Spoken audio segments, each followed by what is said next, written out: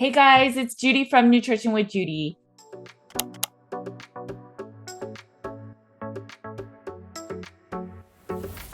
Thanks for joining me today. While you're here, please make sure to like and subscribe. If you're listening to this on podcast, please make sure to follow. My name is Judy Cho and I'm board certified in holistic nutrition. And I have a private practice where we focus on root cause healing, and that often starts with a Carnivore Cures all meat elimination diet. Today, I had the pleasure and honor of sitting down with Professor Tim Noakes. If you've been following a low carb diet or been an advocate in this space, I'm sure you've felt some semblance of pushback. And Professor Noakes was one of the first people to boldly go out and stand against big food, big pharma. While this conversation is a lot about why a low carb, high fat diet is beneficial, the undertone is really that maybe what we are being told in nutrition and hydration is not optimal for our health. And maybe it was intentional, not just that we didn't have the science a few decades ago, but actually maybe it was purposeful. It's a very sobering conversation, and I hope you get so much out of it. Professor Noakes is a South African scientist and an emeritus professor in the Division of Exercise Science and Sports Medicine at the University of Cape Town. He has run more than 70 marathons and ultra marathons and is the author of several books on exercise and diet. Professor Noakes has published more than 750 scientific books and articles and has been cited more than 16,000 times in scientific literature. And while Professor Noakes started in medical school and finished his medical degree, he chose to stay in the research because he just absolutely loves research. Professor Noakes also shares a lot of his own diabetic journey and how he found out that he was insulin resistant before it showed in his physical body. We talk about overhydration in athletes. We talk about if carbs are truly necessary, even if you train hard. And we talk about why low carb, high fat is ideal for most people. Let's get right into the interview. Hi, Professor Noakes. Thank you so much for joining me today. For the people that are listening and watching that may not have heard of you, if you can introduce yourself and share your story. Sure, Judy, it's a long story, but I'll cut it short. So basically, studied as a medical doctor, but in my training, I realized that I wasn't really into medical practice as much I was into science, and particularly the science of health. And it's really interesting that I could not learn pharmacology. It was impossible for me to remember these names. And I managed to graduate from medicine without actually knowing how to treat too many conditions. I was good at diagnosis, but management wasn't my strength. Now, while I was in medical school, I started playing sport, and particularly endurance sports. And then I fell in love with physiology of exercise and sports medicine. So my whole training, I was thinking, here's the lecturer. How does that apply to sport? And I was very fortunate because I started in 1969, and sports science was a very, very minor discipline in those days. It was possible to know everything in the field. And now, of course, it's become highly specialized. So I grew up with this new discipline, sports science and sports medicine. So immediately I graduated with my medical degree. I did my internship, and then I said, no, I'm going into research. And I went straight into research. And from there, I went into teaching. And initially, my focus was on heart metabolism. That was what I did my MD in. And then I moved on to particularly running and the physiology of running. That captured my imagination because by then I was running ultra marathons and marathons. Okay. All our original research was on long distance running, and I was particularly interested in metabolism. So we studied carbohydrates and exercise, and I became well known for promoting the idea you must eat lots of carbohydrates during exercise. And then I wrote this book, Law of Running, the last issue of which was in 2002. And if you open the book, it tells you must do everything you must do is eat carbs, eat more carbs. And when you've eaten more carbs, you eat more carbs. and so unfortunately, fortunately, in 2010, I read the great book on Atkins, the New Atkins for the New You, by three scientists who I'd studied. I knew these are really good scientists. And they said, Atkins was right, and you need to eat a high saturated fat diet. And I said, this is a disgrace. They've sold out. So I got in my car and I drove to the nearest bookshop, and they had one copy of the book. So I bought it on December the 12th, 2010. And the date is important. And I read it, and 2.5 hours later, I said, oh my gosh, for 33 years, I got it all wrong. Everything I said about nutrition, in this book, not everything, but a lot of it's wrong. And famously, I've been seen tearing the pages out of this book saying that was wrong. So anyway, I then changed my dietary advice, and that caused me all sorts of trouble because my university decided that I'd lost it, and they had to distance themselves from me, and they publicly humiliated me. And as a consequence, my profession then went against me and charged me with misinformation and spreading the wrong information. And I went to court for 4 years. Wow. And this is the result of the 4 years in court. And I'm glad to say we won on all counts. And we showed that the low carbohydrate diet has got plenty of evidence behind it. So as a result of all this, we started the foundation called the Noakes Foundation and Nutrition Network. And that promotes the idea that the low carb diet is very effective. And in fact, in a month's time or 2 months' time, we're producing the first encyclopedia on the low carb diet, which is very exciting, with Elsevier, the publishers, and we had 62 of the world leading authorities contributing. And that's coming out. And that's going to change everything because you can no longer say there's no evidence for low carb benefits or that it's a pseudoscience. It turns out there's more evidence for this diet than any other single diet. Wow. And that's what's really exciting. Yeah.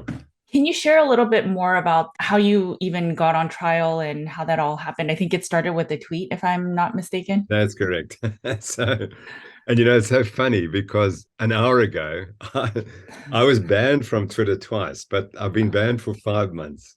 Until an hour ago, and I finally been allowed back again on Twitter.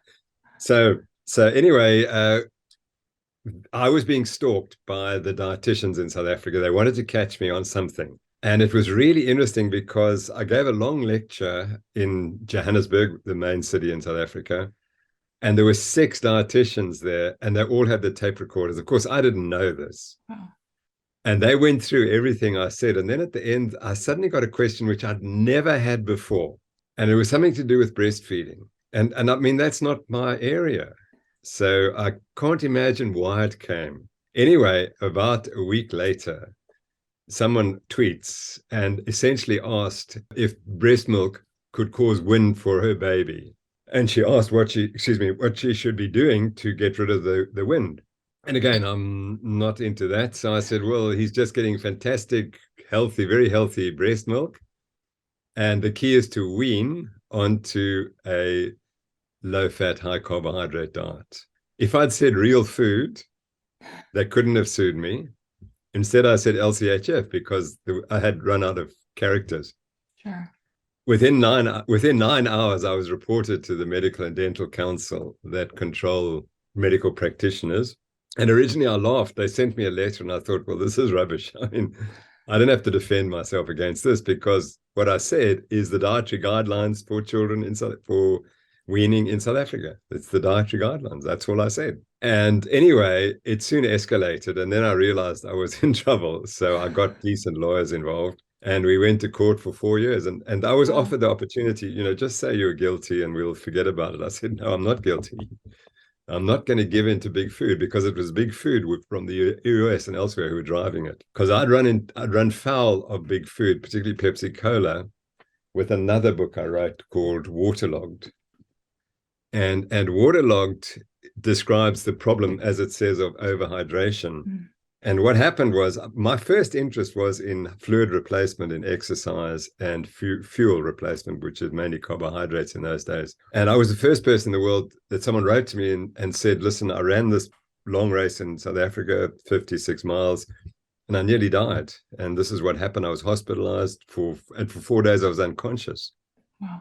And what had happened, my blood sodium level had dropped so low that my brain had swollen, etc. And she said, what went wrong? And I said, I have no idea because it's never been described in a runner, in an athlete. It's well described in clinical patients, but not in a runner. It took us 10 years to definitively prove what the cause was. So in 1991, we proved it was she had drunk too much. And she drank too much because that was the advice in those days. You must drink as much as tolerable. And so eventually we realized that this approach, which was now becoming popular, that you must drink as much as tolerable during exercise, was going to kill people. And I predicted that the first person who will die will be a female runner in the United States of America in a marathon. And that exactly happened. 1993, in a marathon in California, a lady died after the race from this condition. And only when that happened in the Boston Marathon to another lady did it finally break the story. And then they acknowledged that I was being correct all along and that they were causing the problem. So those people, the food industry and the cola drink industry had it in for me anyway. So when they had the opportunity to nail me in a trial, they went for it. And so this book describes everything that happened. So my legal team, and they were utterly brilliant. They were just out of this world compared to the competition, the prosecution. And they just said, Tim, you're just going to stand at in the court and you're just going to give all the evidence you want. And it went on for 9.5 days. I was giving evidence and a cross-examination under oath. And then we had a couple of unbelievable expert witnesses, Nina Teichold, who wrote the book Big Fat Surprise, Zoe Harcom, who's one of the best statisticians I know, and Karen Zinn from New Zealand, who I'd trained, and Karen Zinn from New Zealand, whom I'd been responsible for training. She'd gone to New Zealand promoting the high carb diet. And then one day her professor came up to her and he said, here's an article and it says maybe we shouldn't be promoting the high carb diet so much. What do you think? So she said, oh, that's terrible. I'm just going to be wrong. But anyway, she went away for a month and she came back and she said, actually, that's right. The low carb diet is the right one. And so she's progressed by leaps and bounds in her career. And so what happened afterwards? So after the 4-year trial, they just dismissed it, and did they apologize? I mean, what happened after that? Nothing. Okay. The dietary guidelines have not changed in South Africa. They are still what they were. My university never apologized to me for what they did. They said I was unscientific. I was promoting claims of cures which were extravagant and irresponsible. And all I said was that type 2 diabetes is a reversible condition. And I had the evidence because I knew the literature and I'd seen the cases. And I now know that the first case of cured diabetes goes back to 1940. Larry Newberg, he publishes a paper I think it was Journal of American Medical Association. So Larry Newberg publishes a paper in about 1940 showing reversal of type 2 diabetes in about 30 patients. And he has the data. There it is. It's very clear. And so if you know the field, you know that there are these papers. But if you're not an expert, you wouldn't know that. And that was the problem. We were dealing with people who thought they knew what they were talking about and they hadn't the first clue. Again, I emphasize that the dietary guidelines for weaning children say you must feed them meat, dairy, chicken, eggs, daily or as much as or as often as possible. So that's all I said. And the real irony was that the chief prosecution witness wrote the guidelines and she didn't even know what they were. But of course she did know what they were, but she was funded by industry to teach South Africa something different. I know you have your own blood sugar imbalance story, even as an athlete. Can you share a little bit about that? And is that part of the reason why you realized low carb is more important, or was it specifically that book? That's a really good question. So my father dies of type 2 diabetes. He gets the standard treatment. And because of him, I could go to university. I was the first person in our family who'd gone to university and managed and graduated as a medical doctor. So I owed an enormous amount. I loved him and he was just a fantastic man. And to watch him decay over a period of 10 years as the diabetes got worse, and then ultimately the last 4 years were too appalling. And I could do nothing about it. And ultimately you feel a little bit of guilt. You didn't know how to help him. So anyway, exactly at this time, we're doing research on ourselves and we're doing low carb. Ironically, we did low carb studies in 1978. And I was participant and we had to exercise for 2 hours and then not eat for 12 hours. And we measured blood ketone levels and we showed that blood ketone levels increased with low carb diets, which, it's obvious, but it wasn't obvious in 1978. And so this paper was quite well received. But we measured myself when I ate a high carbohydrate diet, when I had a low carbohydrate diet, and when I on the control days. And my insulin was 5 times normal. My fasting insulin was Oh, five wow. times normal on a high carbohydrate diet. It came down to about 3 times normal on the low carb diet, but it was grossly elevated. And of course, we didn't know what that meant in those days. Oh, you got insulin because you're eating a high carb diet. You must have a high insulin. And only many years later, when I went back and looked at the original data, did I see that I was profoundly insulin resistant. Now, when I was 28 years old, I was running at least 120 kilometers a week, which is about 70 miles or 80 miles a week, at least. I was racing regularly. My body mass index was 21 at maximum, and I had very little body fat. And I was profoundly insulin resistant. So anyone who tells you that insulin resistance is because of fat alone, no, I got the bad genes all along. And here now, I'm promoting this high carbohydrate diet, and I'm eating this rubbish, these cereals and grains. And I'm one of my great friends. He reminds me. He said, I invited you to my house because I traveled a couple of 100 miles away, and I offered you eggs and bacon for breakfast, and you refused to eat it. you said I have to have cereals. You can't eat that food; it'll kill you. So he's always laughed at that because now he converted also to the more carnivore diet like myself. So anyway, I get progressively fatter, and my running gets worse and worse and worse. And that was the first thing I noticed, that very early on, when I'm still running this 120, 140, 160 Ks a week, I noticed it's getting more difficult, and my running is getting worse. And the only time I feel good is when I'm running the most possible, and often running up to 200 kilometers a week. And what's happening? I'm burning off all the carbs. So now I'm okay. And I felt best when we went out and run very long runs of 30 miles or 40 miles.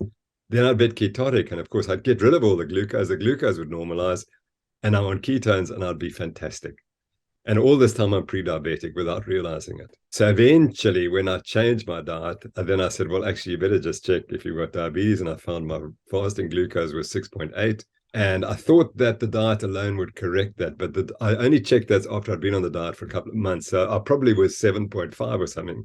So I dropped to 6.8. And then it wouldn't shift. Then I went on to metformin, and I brought it down to, I'm averaging about 5.3 to 5.5 now. That's kind of where it sits. I can't get it any lower because obviously I've got some chronic damage that in insulin, whatever, doesn't quite work properly. But I mean, I should basically be dead now because my dad died 10 years after the diagnosis. And I'm 10, 12, 14 years into the diagnosis, and I'm still doing reasonably well. So that was the way I got around it, which was the low carb diet. It was a progressive weight loss and probably losing liver fat and pancreatic fat.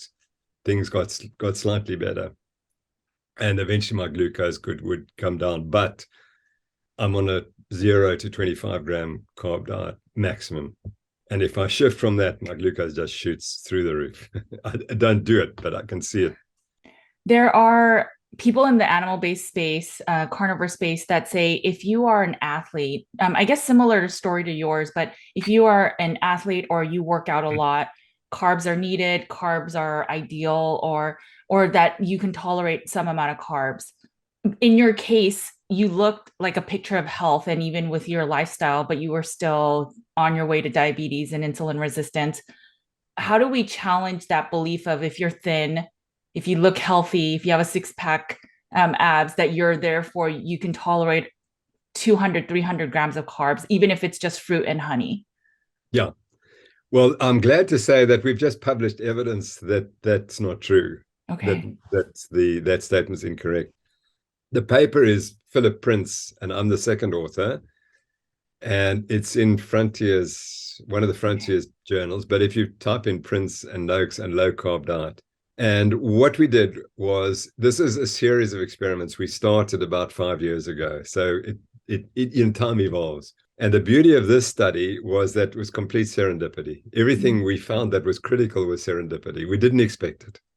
But we're the first people to challenge what's been taught for 100 years. And people have been too scared to challenge it. which is astonishing because science is meant to be challenged. So anyway, we had people run 5 kilometer time trials, high fat, high carb diet, found no difference, none at all. So that was surprising because we thought, you can't run 5Ks flat out if you're on a high fat diet. So we found no difference. And we found that once you adapt to the high fat diet, you burn a lot of fat during exercise. So that we knew. So then Philip said to me, Prof, what should we do next? I said, well, we've got to cut the distance, because what they'll say is that, oh, you've got glycogen in your muscles anyway, so that you can run 5Ks fine, not a problem. So we've got to go to 1 mile. And that's high intensity exercise, and see what happens. So we tested these guys, high carb diet, high fat diet, no difference in the 1 mile performance, absolutely none. So I said, no, but we still got a problem, because they're still going to say it's because they had lots of glycogen when they started exercise. So I said, what do you have to do? We have to exercise them to the point where we know they're glycogen depleted in their muscles. To do that, we need to do 6 times 800-meter sprints. So they can do intervals. And we did that. And what I didn't tell him to do was to measure metabolism during the interval session. That makes it a bit more difficult, because you have to have a mask on your face, and you breathe out and you breathe in, etc. And we calculate where your energy is coming from. Okay, right. So these guys were tough, and the scientists were tough, and the experimental subjects were very tough, and they did it. They completed the experiment. And what we noticed, what we expected. The first interval's fine, the second interval's fine, the third interval's getting a bit tough, the fourth interval, definitely performance worse. Fifth interval, they can barely walk, and the sixth interval, they say, I can't do this. That's what we expected. That's what the prediction is. What did we find? Just got better. Nothing changed. They were fine. So the performance was identical, but we measured their metabolism, which was the key. Now, the textbook says, once you go above 85% of your maximum, you burn 0 grams of fat. 0, 0, 0. That is what the textbook says. Every single major textbook will say that. We found the highest rates of fat oxidation ever recorded in history in humans at 86%. So by chance, they exercised 86%, which is above 85%, and they burnt more fat than has ever been described. So that was the one serendipity. So now we know that humans can burn fat and run fast. And it doesn't make any difference. So I've been working on a series of articles. We're all working on a series of articles showing that glycogen there's nothing special about glycogen. You don't need it to do vigorous exercise, which incidentally neither do mice.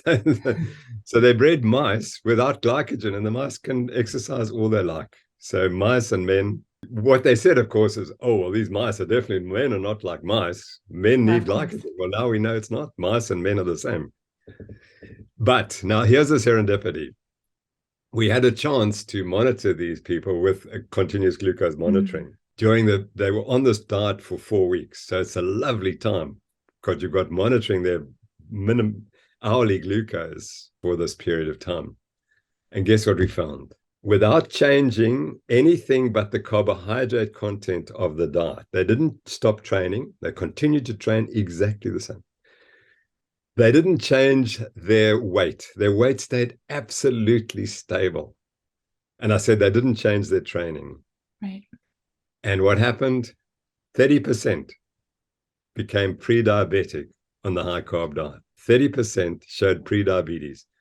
And when they went on the high fat diet, normalized completely. They were absolutely perfect. Their glucose control was impeccable on the high fat diet.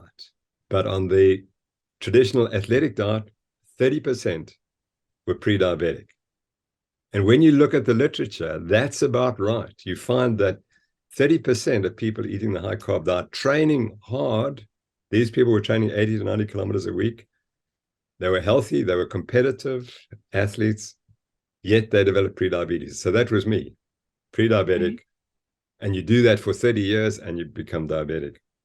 So the evidence is in the literature now that just because you're running doesn't mean a thing. It depends on your level of insulin resistance and how much carbohydrate you can cope with. And I've learned that that's the key. The key is each of us individually has to learn, how much carbohydrate can I cope with? I can cope with 25 grams, but not 26 grams. And people don't understand that. They don't understand that the margin for error is It's trivial. Wow. If I was eating 100 grams of carbs a day for the last 10 years, I wouldn't be here with you. I'm absolutely convinced about that. And we're not talking 200 or 300 grams, we're talking 100 grams a day, because I'm extremely insulin resistant. So that's the key. People have to understand, what is the maximum amount of carbohydrate I can eat? And I'm not allowed to eat any more than that. Yeah, so it sounds like there's a carb tolerance for individuals, and figuring that out makes a lot of sense. What is it about the diet? I mean, why have we been taught for so long to eat mostly carbs, mostly plant-based in a sense, when we eat whole grains and then vegetables and fruits, it's mostly plant-based. What is so wrong with that? I know we've touched a little bit on glucose and insulin, but maybe if you could just give us a little bit of the lay of the land. I think it starts 3 million years ago, 4 million years ago. And I know people don't like talking about evolution. So if you don't like the evolution, then this is how humans were created. So okay. either model I'm absolutely comfortable with. Okay.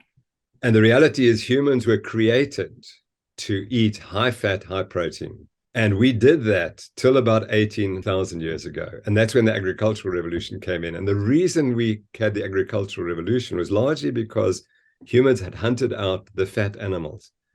And the reason you need fat animals is we needed 65% of our calories needed to come from fat, because we could only cope with, humans seems to evolve to only be able to cope with about 35% of protein, and then the rest comes from fat. And so the animals you hunt have to provide 65% of fat. And the only animals that do are elephants and mammoths and rhinoceroses and hippopotamuses. And there's data showing humans killing elephants and rhinoceroses and hippopotamuses 3 million years ago. 3 million years ago. And we were not big and tall and clever like we are today. So that's how we evolved. And our whole biology is built on digesting fat and protein, not sugar. Now that changed, and it started changing 18,000 years ago, as I've said, and then it accelerated since 1977, when the processed food industry has just taken off. And so now, instead of getting 65% fat and 35% protein, you're getting 60, 70% carbohydrate. And the body, it literally doesn't know what to do with it. One of the key points about metabolism is that your body is designed to do one thing very well, and that's keep your blood glucose normal. It resists everything, either to drop, because then your brain gets sick, or it goes up and you damage your arteries. So the body is designed, the instant the glucose starts to rise in the bloodstream, it calls in all these powerful hormones like insulin to get the glucose out of the bloodstream. And so you turn off your fat metabolism and you burn off the glucose, or you store it in the liver and in the muscles. That's the focus, the whole focus of metabolism. That's what it's focused on initially. Everything else is secondary. But as soon as the glucose rises, the system goes into overdrive to get the glucose down. Now, what's happening and why? Because we just didn't ever experience these spikes of glucose until, as I've said, 18,000 years ago. Now, if you repeat these spikes of glucose and insulin every 3 to 4 hours, you get all the problems that we talk about, the insulin resistance, the obesity, and everything else that comes with that. And it's purely that problem. And if you don't eat the carbs, you don't get these spikes, and then you're fine. So that's human biology and nutrition is really simple. It's right. Don't get those spikes and don't get the instant glucose spikes. That's what you must try to avoid. Even in your studies, you showed that there's 30% that would have more of the pre-diabetic, I guess, complications. Is there just a subset of people that can tolerate more carbs? Is that it? Yeah, I think that's a great question. But I mean, we now know that 80% of North Americans have metabolic syndrome by the age of 50 or 60. So that is the standard build of the human is to be insulin resistant and to develop insulin resistant progressively. And let's say there are 20%. I don't think it. When I look around, I don't see 20% of people looking healthy anymore. And you judge by their waist circumference. And if the waist circumference is too big and they've got this protruding belly, they're sick. That's the metabolic syndrome. And so that's what you look for. And when you see it, the protruding belly, that person is ill and is going to develop the complications. And I don't think it's 20% who don't have it. I think it's it's fewer than that. So, Right. so to answer your question, yes, there are some people who can live on a high carbohydrate diet, but they're few and far between. There are people nowadays in the nutrition space that say it is not the sugar that's the issue. I don't know if you've been hearing this, but that it's all the polyunsaturated fatty acids or a lot of the seed oils that are rich in the polyunsaturated fatty acids, and that's what's causing metabolic syndrome. And then that's why. So we're incorrectly blaming the sugar. Just within the last few years, there's been a few people that were really, really for that way of thinking, and now they are pre-diabetic from all the excess sugar they've been consuming, even though they've been reducing their PUFA load.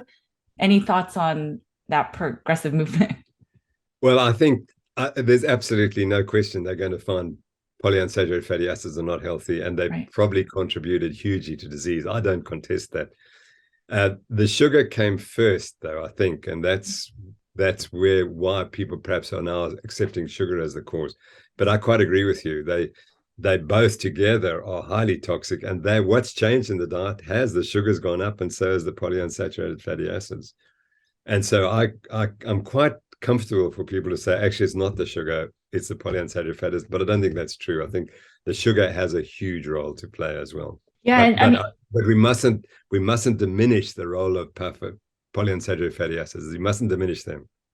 yes, I fully agree. I think no one is supposed to be eating vegetable oils that are from toxic plants or made from seeds and stuff that we were not intended. I mean, we use cotton for clothing and other materials, and we use that oil then for cooking. It just makes no logical sense. So I completely agree. I do see, especially in my practice, I see so many people suffering from it's not the oils that they're eating as much, and I'm sure the vegetable oils add to it, but usually with the vegetable oils is a lot of carbohydrates as well. So it's always the packaged processed foods have a combination of both. But I don't think it's just if you removed all the seed oils that then you would be healthy if you ate a ton of sugar. It just doesn't make logical and biological sense, as you said. No, quite agree with you. Yeah. You know, if someone has diabetes, it just seems so logical to say, okay, your blood sugar is high, let's lower your sugar levels. Why is that just not standard care? Even with the pandemic, why was nutrition not the first thing of let's try to change the way you eat and your lifestyle to improve your outcomes, whether it's metabolic syndrome or just anything else going on? So let's recall that I was chased out of my university, and I was chased out of the medical profession. And I'm going to boast now, but I'm actually the second most cited scientist at medical scientist at my university. Okay. Yet they threw me out as being a non-scientist, as etc. Which history will prove them wrong, because Right. I have a long career in science. So who are the people who threw me out? What did they know that I don't know? Well, what they knew is that if they didn't throw me out, the industry would throw them out, or would act on them. And that's the problem. I was speaking the other day, and I said there are two types of scientists. There's an imitation scientist, and the imitation scientist never questions. He or she knows everything, and they're funded by industry. They're just a front. They're a propaganda front for industry. And then there's the authentic scientist, which I like to suggest that I am. And the authentic scientist is interested in only one thing: disproving himself or herself. That's it. You've got to think every time you say, okay, this is what I think. Where's the evidence that disproves it? And that's how I built my career. Because you'll see, we overturned a whole bunch of things, which, just like we spoke about that 100-year story that you burn fats, you can't burn fats in high intensity exercise. But my nature is to say, well, okay, let's go and see, let's disprove it.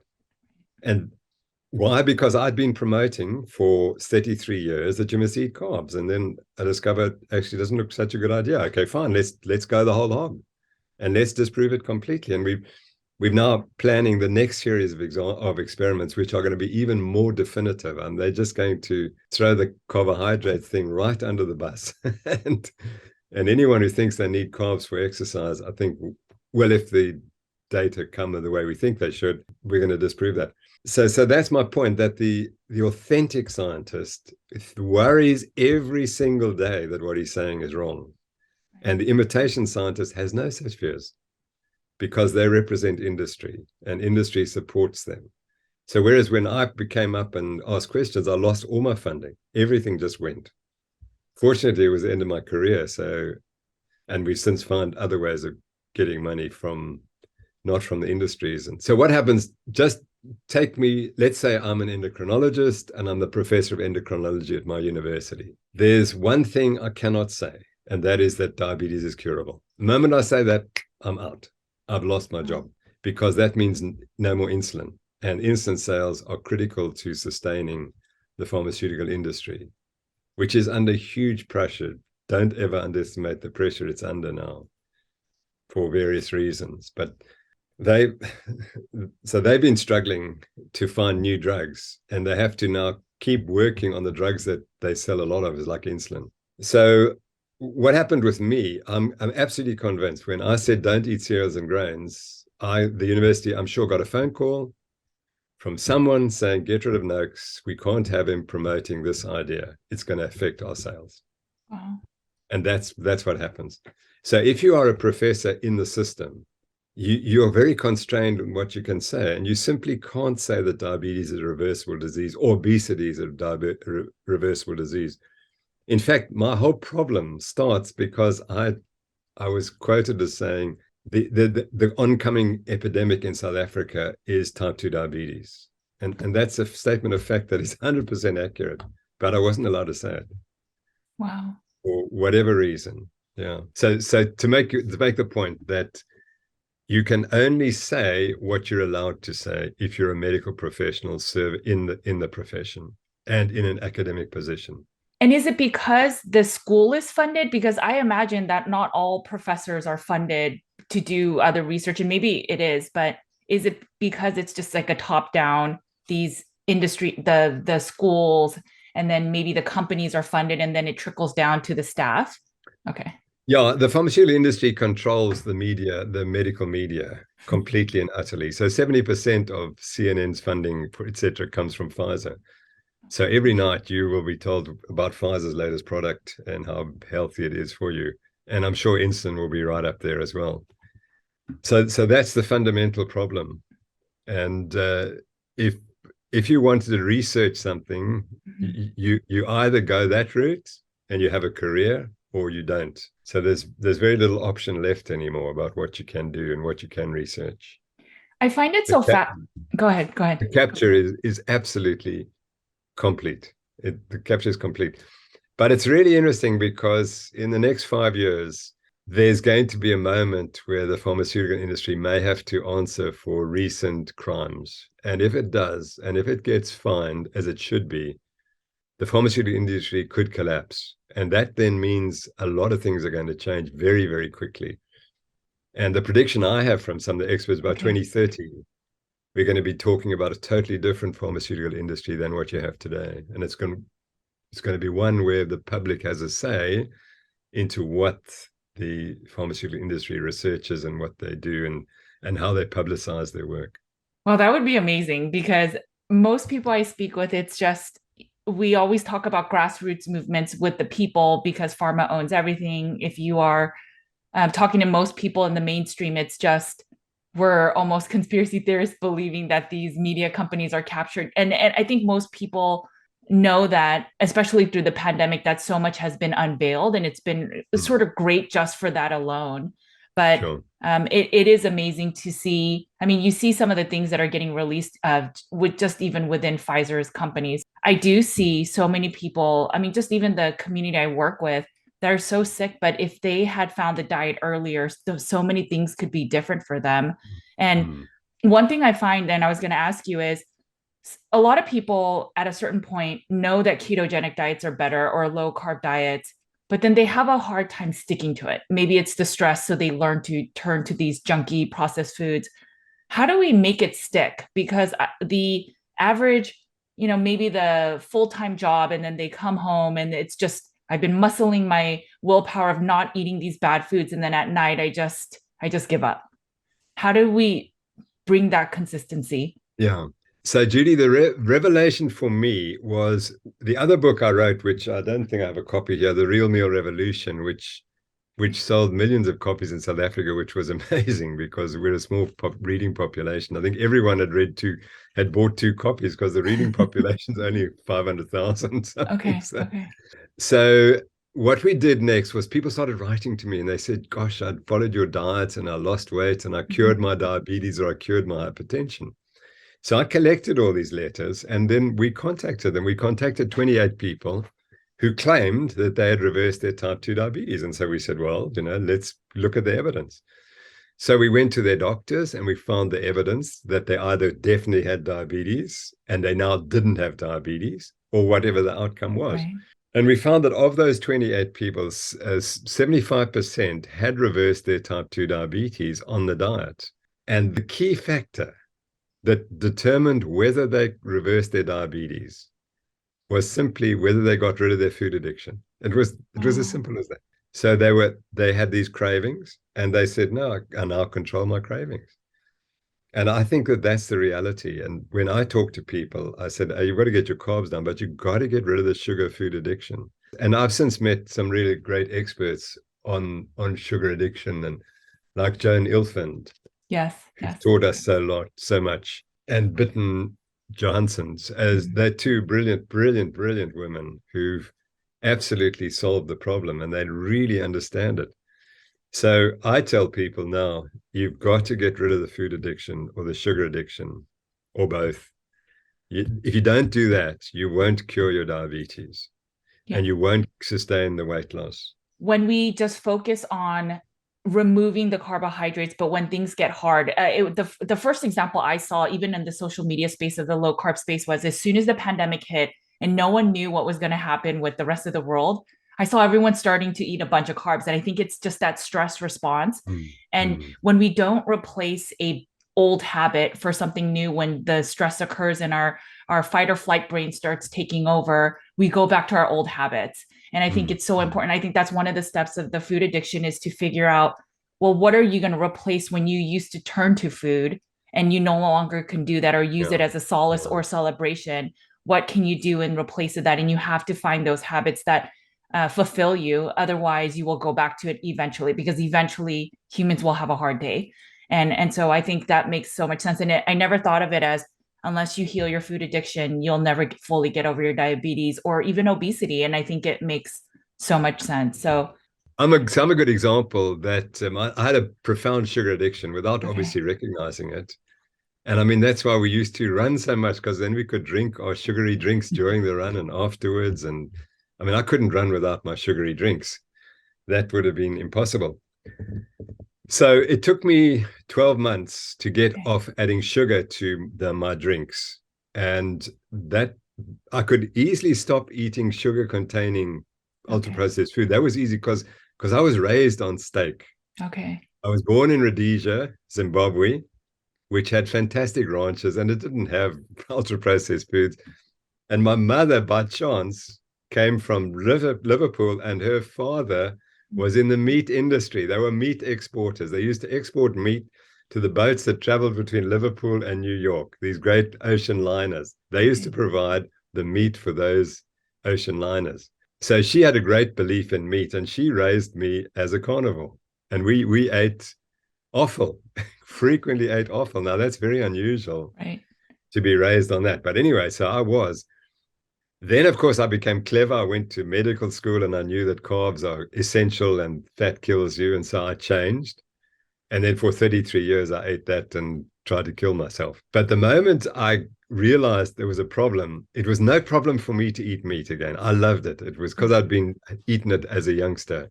But the sugar was going to be the problem, and that took time. And I don't eat sweets. I haven't eaten sweets for 12 years, except once. So what happened was, one of these companies produced this ideal low-carb snack. And I'm not going to mention whose it was because then it might poison the waters. But it had a particular nut, fatty nut, that was beyond delicious. I mean, it was absolutely excruciatingly attractive. And I was given a box like this. I said, no, I can't have that box. I'll just take 2 little bars. By that evening, I'd eaten both bars. And I would have gone through that whole thing within a few hours. And I hadn't eaten anything sweet for let's say, 10 years. But the moment it got back onto my mouth, it was there again. It just wanted to go. It was waiting to go. So I'm a walking sugar addict, and I'm in remission, and that you have to just stay in remission.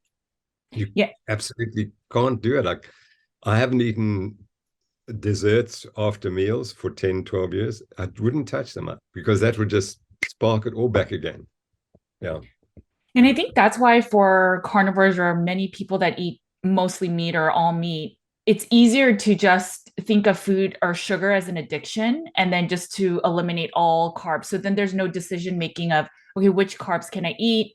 Maybe I can have a small Snickers bar because it technically fits the 20-gram macros, which is such a risky thing to do. But if you just say, no, all carbs are off the table, complete abstinence is key. It makes it so much easier so that in the evening, when you want to snack on something, maybe pork rinds is easier, or yogurt, or some type of cheese or something, instead of saying, well, maybe I can eat a healthy carb or a keto carb. And then you fall down this rabbit hole, which you never intended. So I think it makes sense if we were to look at sugar and food as an addiction. And then what is the key for all other types of addictions? It's abstinence. And I think that's where it makes so much sense. Absolutely. And it sounds extreme, but the reality is, if you're insulin resistant and you're sugar addiction, you have to be extreme or you're never going to succeed. In the very beginning of our interview, you mentioned about overhydration in one of the books. Can you talk a little bit about what was it about the mechanism of overhydration and the risk of doing marathons and ultra marathons that can be hazardous to your health? So the reason why the marathon is dangerous is because it lasts 5 or 6 hours if you're a female runner. I mean, of course, if you're male as well, but we knew that the females at those days were often running 5 hours. And they're very good at following instructions. So if they're told to drink 1.2 liters, or that's 40 ounces an hour, which is horrendous. Now, that 40 ounces an hour was determined in a laboratory experiment with Olympic class athletes cycling at something like 35 degrees centigrade, which is very hot, with no wind to cool them, and working as hard as they possibly can. And they were sweating at this high rate of 40 ounces per hour. And the industry wanted that study because then they could tell the average person that he or she must drink 40 ounces of fluids every hour that they run a marathon. Okay. And so the great tragedy was Cynthia Lucero, who died in the Boston Marathon. And the book is dedicated to her. And I'm just trying to remember the details of the day in Boston when she died, drinking that amount of fluid, 1.2 liters or 40 ounces. And she weighed 57 kilograms when she started the race. And I'm just trying to remember what the temperature was. The temperature was 10 degrees centigrade. In other words, 50 degrees Fahrenheit. Oh, 50 degrees Fahrenheit. It was overcast and there was a cool wind blowing. No one's going to get heat stroke under those conditions. And that's why she's told to drink, because she mustn't get heat stroke. So she overdrinks. And tragically for her, she had 2 biological problems. And the one is a condition called syndrome of inappropriate antidiuretic hormone secretion. So these are people who, as they become dehydrated, you're meant to secrete the antidiuretic hormone, and that retains fluids. Now, the inappropriate syndrome is when you don't become dehydrated, but yet you secrete antidiuretic hormone. So Cynthia Lucero is running in this race, and she's drinking this huge amount of fluid, and it's cold, and her sweat rate is way below what she's drinking. So her sweat rate is probably a third of what she was drinking because she was running slowly, and it's a cold day. What happens to that extra fluid that she's now accumulating? Every hour she's accumulating probably a liter of fluid. And over 5 hours, that is enough to kill you, because the fluid goes to the brain. It dilutes the bloodstream, dilutes the sodium in the blood, and eventually the fluid transfers itself into the brain, and the brain swells. And so she falls unconscious at 35 kilometers. And she's taken to a hospital where they don't know what she's got, unfortunately, because they hadn't read what we'd written about it. They hadn't read, and this book hadn't been published yet, but they hadn't read our publications.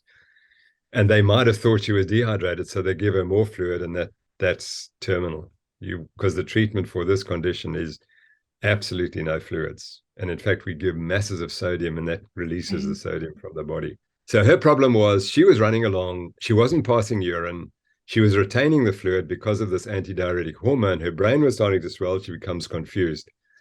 And she's not passing urine. So she says, you see, I'm dehydrated, I need to drink more. And that's what happens. For the rest of us, if you accumulating an excess of fluid, you'll pass it in the urine. Right. It doesn't matter that you're running, you'll pass urine. And then you'll say, gosh, I'm passing so much urine, I think I should stop drinking. That's what the average response would be. And so for the most people, they don't have a drink because it becomes irritating. You've got to pass urine every 10 minutes or so. But if you've got antidiuretic hormone, you don't see that. You don't get that. And then the other thing that she probably had, we can't prove it because we weren't there at the time, was that he's got some defect, and the sodium not only it goes into the cells instead of staying in the bloodstream where it's meant to be, it finds its way into the cells. And so there's less sodium in the blood, and the blood's expanding. And so the problem is compounding because then even more fluid goes into the brain. That's the basics of what happens. And so the key is if you don't have a drink, you can't get it. But if you do overdrink, most people won't get it because they don't have antidiuretic hormone problems, and they don't have the sodium problem in the body where the sodium is moving around inappropriately. So people that are then training, what is your recommendation for hydration? Don't drink.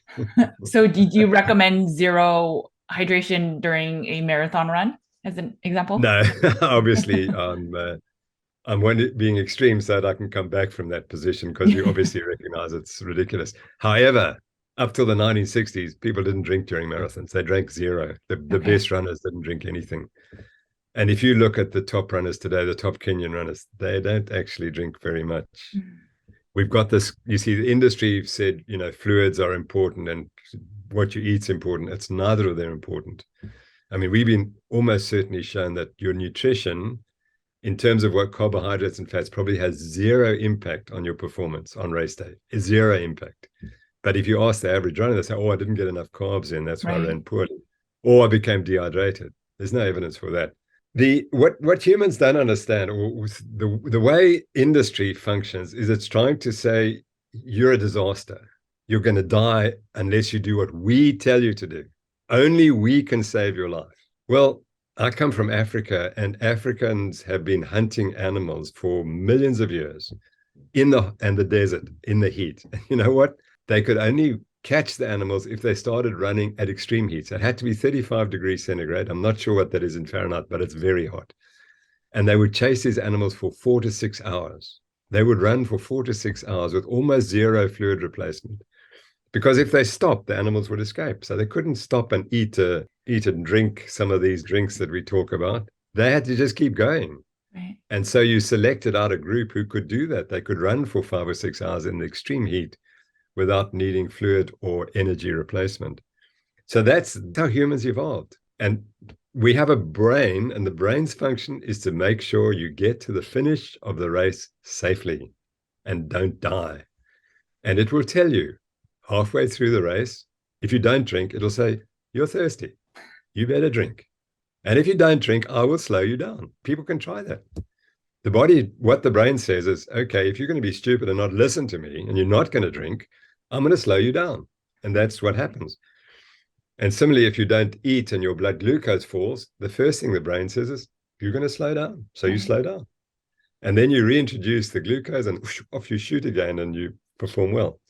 So you just have to listen to your body. And when you get thirsty, then you drink. And it will tell you exactly how much you need and when you need it. And you just follow that. Yeah.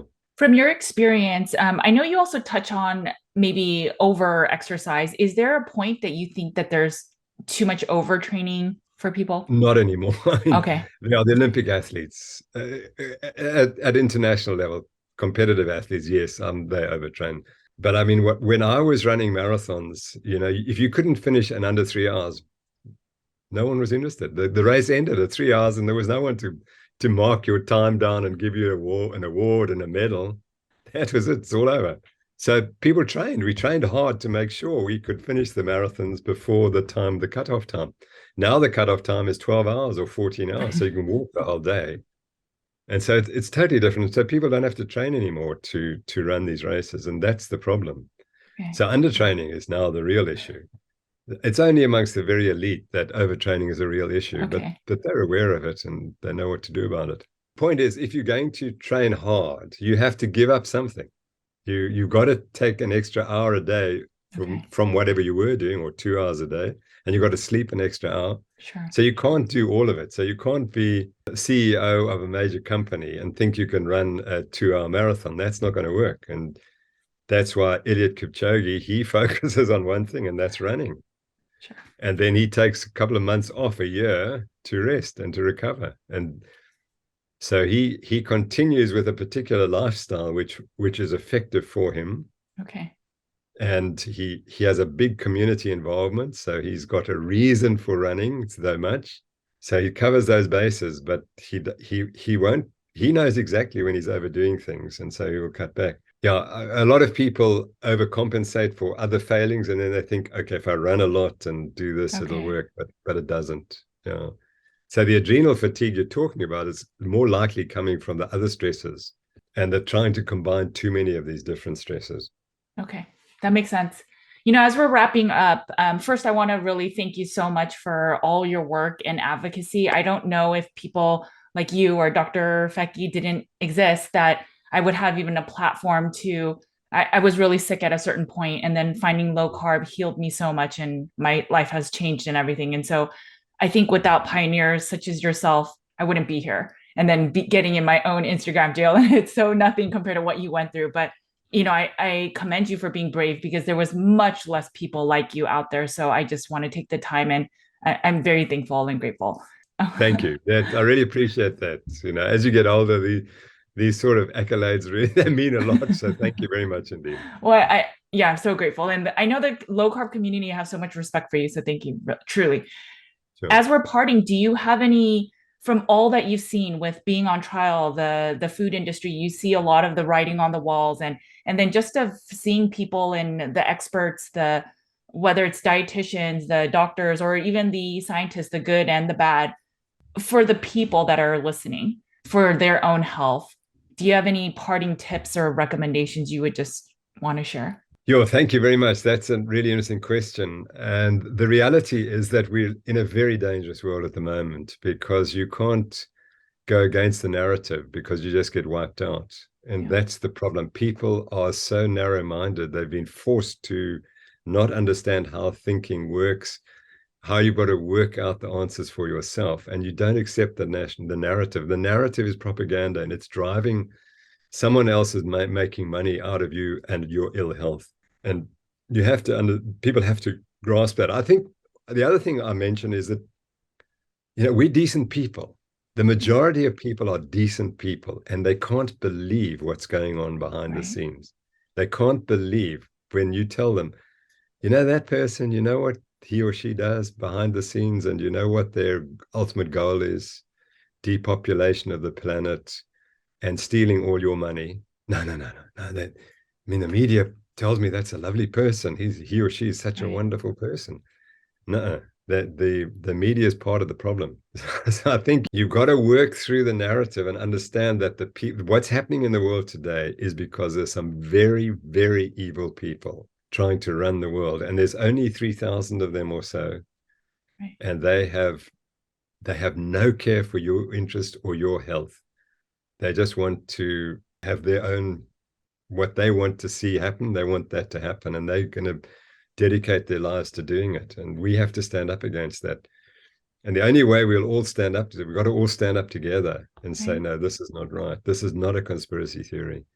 You know, talking about conspiracy theories, with COVID-19 3 years ago, everything was a conspiracy theory. They've all been proven. Every single one of them has been proven right. Every single conspiracy theory has proven right. But no one is saying, you know, oh gosh, we were wrong with these conspiracy theories. So my appeal to people is to analyze the information, read widely, study everything, and believe nothing. And believe absolutely nothing until you work it out for yourself. Okay, well, thank you so much. I know you mentioned your foundation. I think you have another foundation. Is that correct? And I know you do a lot of education and just wanting to educate the public on low carb. I mean, if you could talk a little bit about that and then where people can find you. Sure. So we founded the Noakes Foundation something like 8 years ago. Okay. And as part of that, we do a couple of things. The one is the Nutrition Network, where we teach doctors, particularly, but dietitians globally, on the value of the low carbohydrate diet. And it's that team that's produced the encyclopedia. Okay. So that would be the Nutrition Network, which you can find on the internet. The Noakes Foundation was a sort of father figure which started the Nutrition Network, and the other one is the Eat Better South Africa campaign, Okay. which brings the low carbohydrate diet to the poorest people in South Africa. And we're currently doing clinical trials, and we believe we will show that eating not a very expensive Atkins diet, but a very basic Atkins diet, which is affordable, Right. dramatically improves the health of the very poorest people in South Africa. And we think that applies across the world. You've got to give people more protein if you want them to be healthier. You can't just give them carbs, as you know. It doesn't work. So those are the two main functions that we have. And you can read about us on the Noakes Foundation. We also promote research and fund research. And we're very keen for people to help us raise those funds so that we can help people continue to do research in this field. My feeling is that the low carb diet and the carnivore diet are now pretty well established, and it's really just dotting the T's and etc. That the evidence is all there. What we have to do is stop the misinformation and the fact that we're fighting these industries who don't want this information to get out. And that's an area that we're going to start tackling soon at the Noakes Foundation. It's crazy how they have gone as far to make this anti-meat propaganda where it is better for us to eat crickets than real meat when anemia is so prevalent still everywhere in the world. And it's just at a certain point you have to wonder, this sounds crazy. And it's just people just believe what they hear. And I think at a certain point, it's also because people are so sick. They come from work and they're just brain foggy, overweight, and they don't have the capacity to even think about, is the way that I'm living even affecting me adversely? And it is, but they're just unwell and they can't even process that I'm not doing something good by eating these plant-based meats and stuff, because it's just not even in their capacity right now. So it's really unfortunate. Yeah, exactly. And that's part of our challenge, is just to prove that the healthiest people are eating the carnivore diet or the low carb diet, but particularly the carnivore diet. Yeah. And when is the encyclopedia book coming out?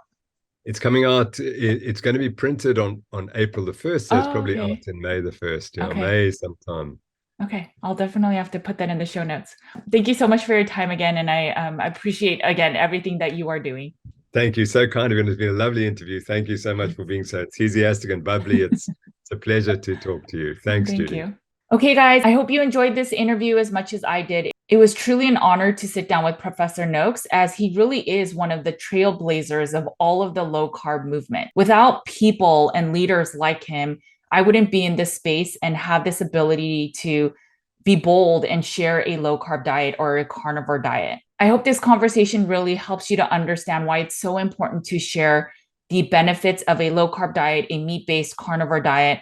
And if you found benefits, why it's so important to share with your community and loved ones. By sharing how we're healing, we can help the rest of the world. You can also support Professor Noakes and the Noakes Foundation and all their research into low carb diets by looking up the Noakes Foundation and also purchasing the encyclopedia book that shares all the information you need to know about low carb diets. My big takeaway from our conversation is, yes, we all need to take our own health into our hands and eat a diet and lifestyle that's most conducive to us and that will make us feel our best. But beyond that, once you are healthy or you found a way to eat that is ideal for you, we need to stand up for our fellow neighbor. That is how the people can really make these movements that can fight these big conglomerations. There's a lot of bad or evil in this world, but then there are people like Professor Noakes that does good in this world that can actually change the balance of good and evil. I hope I can share content that could follow the footsteps of these great leaders. Thank you so much again, Professor Noakes. Make sure to eat a lot of meat, take care of your bodies, because it is the only place you have to live. I will talk to you later. Bye, guys.